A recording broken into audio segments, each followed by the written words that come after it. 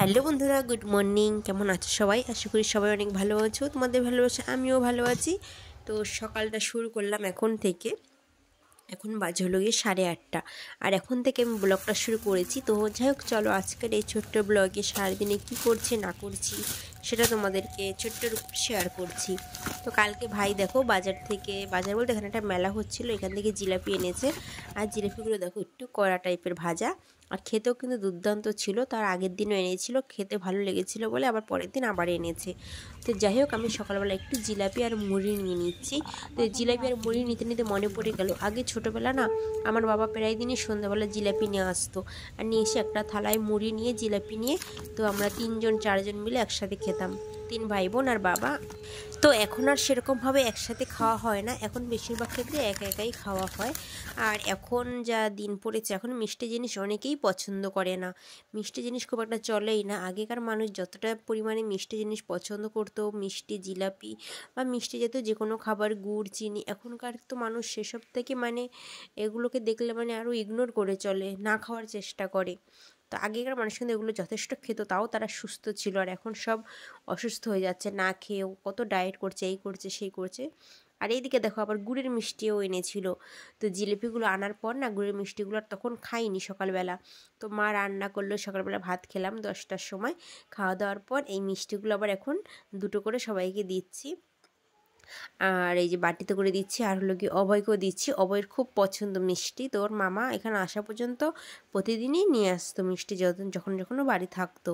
আর মা এদিকে দেখো একটা জিনিস তুলতে গিয়েছিল, এই দেখো সেই জিনিসটা। এগুলো তোমরা অনেকেই চেনো, অনেকেই চেনো না। আমাদের মতো যারা আছে তারা হয়তো চিনবে। তো এগুলো হলো এক ধরনের গাছ, বনচকই বলা হয়।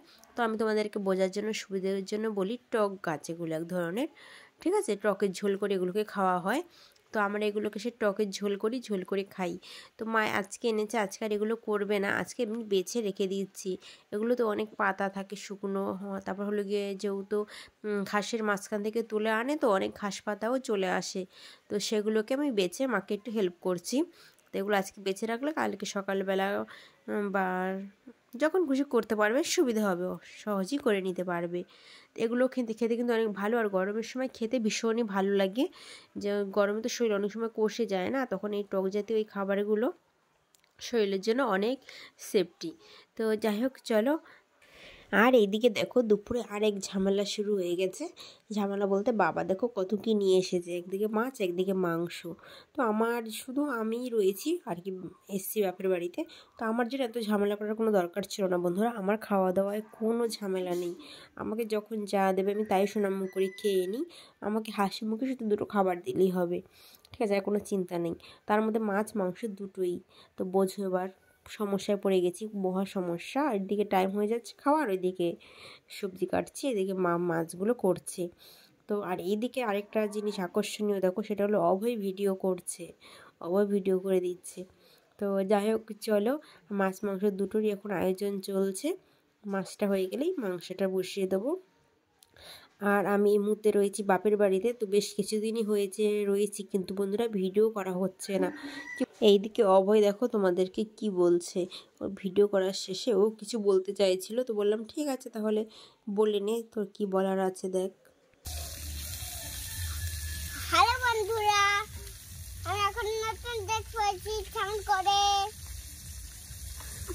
হ্যালো বন্ধুরা, ওটা কি এখন নতুন ড্রেস পরেছে স্নান করে?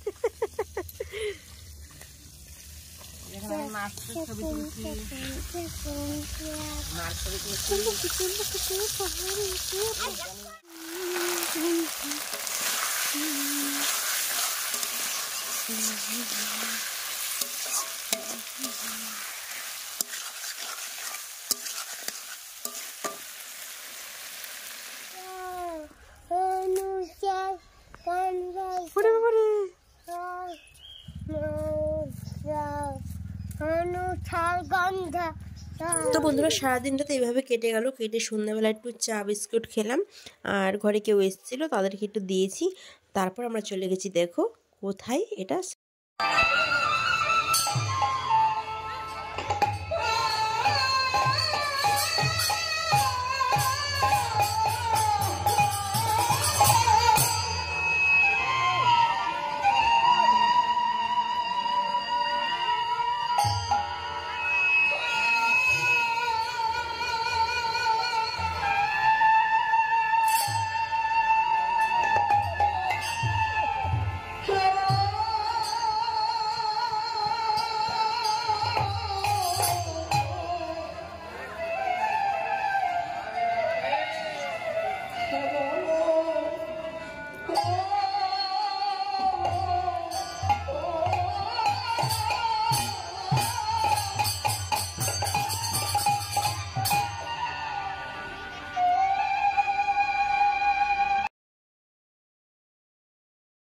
কালকে কীর্তন থেকে এসে ভিডিওটা আর কন্টিনিউ করতে পারিনি, আস্তে আস্তে রাত 10টা মতো বেজে গিয়েছিল।